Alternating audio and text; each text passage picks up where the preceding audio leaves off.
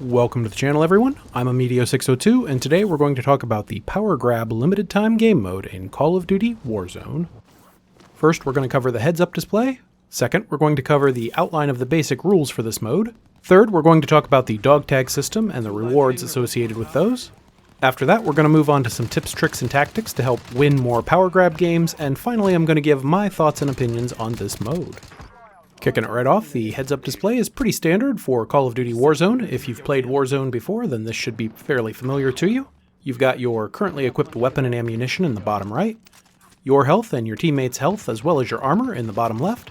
In the bottom left of your HUD, you can also tell if any of your teammates have a redeploy available by looking for the redeploy icon underneath their health bar. The minimap in the top left, and finally the total number of teams, players, and your kill count in the top right.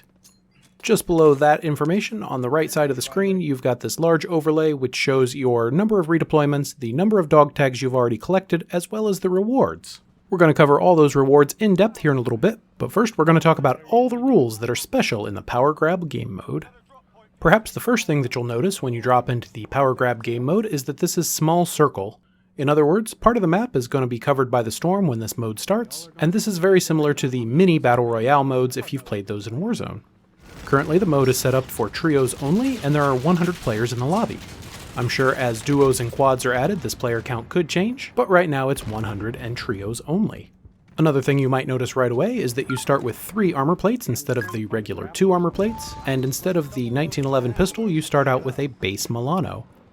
If you die in Power Grab, there is no gulag to go to, and there are also no loadouts that appear on the map. The loadouts are also unavailable from the buy stations, so in other words, there are absolutely no loadouts in this mode. Speaking of redeploys, every player starts with 1 redeploy, which you can see in that overlay we talked about in the top right of the screen, just under the kill count. If you die and you have at least 1 redeploy remaining, then you're going to redeploy in parachute somewhere near where you died. When you redeploy, you're also going to have the same weapons that you had when you died, so you don't even need to worry about losing that awesome gun you found on the ground. Extra redeploys can be earned either from the respawn crates that spawn in the game or by collecting tags. There was a little bit of variability when the respawn crates spawned, but it usually happened with about 70 seconds to go before the circle moved for the second time. What that means is under the minimap, you've got a white number 2 inside a white circle with about 1 minute and 10 seconds left. That was when the respawn crates usually spawned for me, and it would drop 3 of them across the map. As you can imagine, players flocked to these respawn crates pretty quickly, and I was only ever able to get to 1 before anyone else, and that crate only had 1 respawn token in it. That's not to say they'll always have 1 or they'll always have only 1, but that's just what I saw when I was playing this mode. If anyone's ever seen more than 1 or anything other than that 1 respawn token inside the respawn crate, please let me know in the comments down below. Of course, we can't have a Battle Royale game without talking about the win condition. You can either kill all the enemies until every other player on the map is out of respawns, or you can capture the small exfiltration zone that pops up in the final circle. The exfiltration zone can be captured very quickly, especially when you have multiple teammates in the zone. So if you've just wiped the only remaining enemy team and they're waiting to redeploy, that can be enough time to capture the zone and win the game. You earn rewards when you collect dog tags. Dog tags can be collected from dead enemies, crates, and some of the contracts. For example, if you spawn in a scavenger contract, you're going to end up with 3 crates that you need to open, and once you open all 3 of those crates, you're going to have collected quite a few tags. I don't believe tags can be earned through most wanted or bounty contracts, and I'm not 100% sure about recon. Again, if you have a solid answer to this question, please let me know in the comments down below. But I believe that recon contracts will occasionally give you tags. Every time you collect a tag, you get a special ability called Overdrive, which appears in the bottom center of your screen. Overdrive immediately heals your soldier to full health and full armor plates. Overdrive also gives you a huge speed boost for 6 seconds. In addition to Overdrive, the first 9 tags that you collect will give you rewards, and each one of those rewards is shown on the top right of your screen. The first reward that you get is a UAV, which lasts 30 seconds. This is just your standard UAV. Most players are going to earn this very early on in the game and pop it right away. In every game of Power Grab I played, as soon as I spawned in, I heard enemy UAV overhead lots and lots of times, so just be prepared for that. The second reward that you get is a heavy weapon drop. When you call in the weapon drop, you're going to be given at least 1 or 2 weapons. There's no guarantee that you're going to get a weapon that you like, but there's a really good chance that you're going to pick something up that's at least better than one of your ground loot weapons. For this reason, I would recommend calling in your heavy weapon drop as soon as possible. When you pick up your third dog tag, you're going to be rewarded with an additional respawn token. The fourth dog tag that you pick up is going to give you a cluster strike score streak. It's worth knowing that the cluster strike will replace any score streak that you already have in your inventory. Dog tag number 5 is going to reward you with an armor satchel and a full satchel of armor. So if you're running around and you have one armor plate and then you pick up your 5th dog tag, suddenly you're going to get Overdrive, which is going to give you that speed boost for 6 seconds. It's also going to fill up your health and armor and give you 8 plates in a full satchel. It's incredibly useful to wait until later on in the game to pick up dog tag number 5, but at the same time in Power Grab there's plenty of armor laying around due to all these extra satchels that people are picking up, so it's not necessary to wait until the end of the game to get this 5th dog tag. When you pick up dog tag number 6, you're going to be rewarded with a durable gas mask. The game also calls this an advanced gas mask, and the important thing to know is that this mask lasts a lot longer than a regular gas mask. And you can tell which gas mask you have equipped by looking down in the HUD.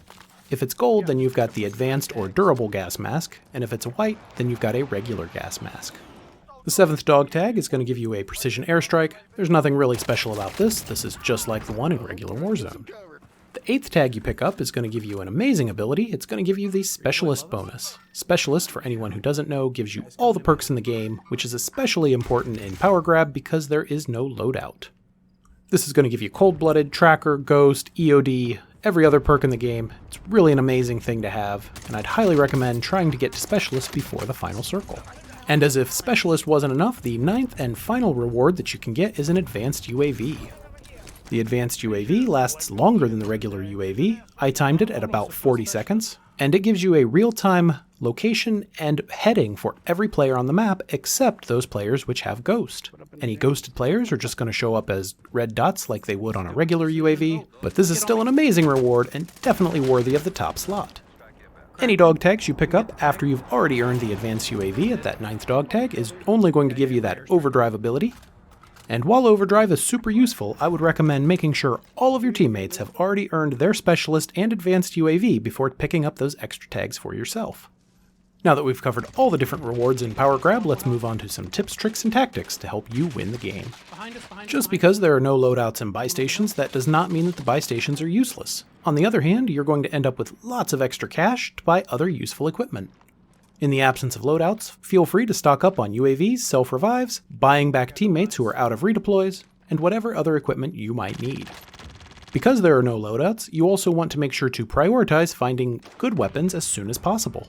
When you die, if you redeploy, you're going to redeploy with the weapons that you had in your inventory, so once you get rid of that base Milano, which is a terrible gun by the way, you won't have to look at it again until the next game starts. Just keep in mind when you die, your weapons are on your body, so the enemies can pick up whatever you were using and use it against you. Just like with the weapons, your lethals and tacticals remain with you after death, so equipment like heartbeat sensors are really important, and I would highly recommend picking that up if you find it on the ground. While we're talking about weapons, my personal favorite weapon in Power Grab that I've had so far is the Vex Lord. That is a 60-round suppressed XM4, and I'm going to also give honorable mentions to the Fafar, the LC-10, and the Bullfrog drops.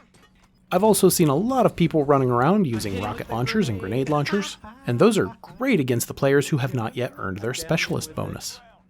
Because most of the ground loot weapons aren't very good, I would recommend using your legendary weapon drop as soon as it's safe to do so, and keeping your fingers crossed for a good weapon like a Vex Lord.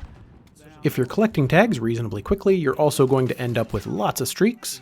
Don't hold on to your streaks in this game, just go ahead and use them. If you drop into a hot location like the tower downtown, that's great for racking up those early game kills and getting your rewards early, but at the same time there's a good chance you're going to die and need to use one of your respawn tokens. So there's a balance there you have to strike, and you just have to figure out what's best for you. When you do kill an enemy, be sure to run over their tags as soon as possible so that you can heal and be ready for the next gunfight. This is really important when you're engaging multiple enemies, and it could mean the difference between victory and using a respawn token.